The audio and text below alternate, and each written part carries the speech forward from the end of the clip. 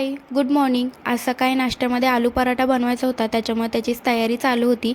नाश्ता वगैरे केला, त्यानंतर साहेबांचे थोडे कपडे धुवायचे बाकी होते, सो ते सगळे धुवून टाकले आणि दुपारच्या जेवणाची तयारी केली. आज जेवणामध्ये चपाती, भात, शेवग्याची शेंग आणि कोबीची भाजी होती.